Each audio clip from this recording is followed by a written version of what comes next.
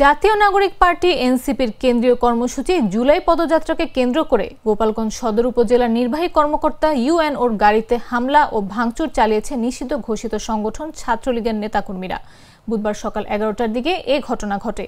সদর উপজেলা নির্বাহী কর্মকর্তা ইউএনও এম রকিবুল হাসান বিষয়টি নিশ্চিত করেন।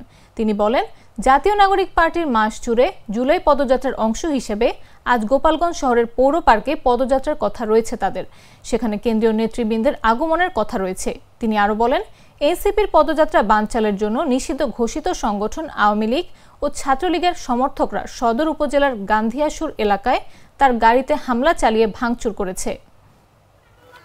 শুনছি যে এখানে আগুন লাগছে, আমরা দেখতে আসছি। আমরা এখানে আসছিলাম একটা মেয়ে দেখার উদ্দেশ্য করে, কিন্তু এসে এখানে এই পুলিশ আর্মিটা দেখে আমরা গাড়িটা দেখতে আসছি। এখন কারা বা ঘটাইছে এটা তো আমরা দেখিনি, কিন্তু এলাকাবাসী তো আতঙ্ক। এখন আমরাও আতঙ্ক হয়ে গেছি। আমরা জিজ্ঞেস করছি 9টার দিক বাড়ু বাড়ি শুনি আমরা দৌড়াই আইছি। তারপরে আইসি যে তোমরা কোথা থেকে এসেছো বাবা? আমার বলছে যে আপনি এদিকে সরেন, বোম বাস্ট হবে।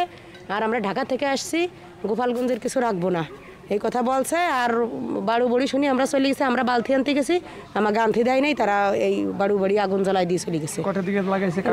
আমরা তো রান্না বান্না করতেছি, রান্না ফেলাইছি। আমরা দৌড়ে এসে দেখি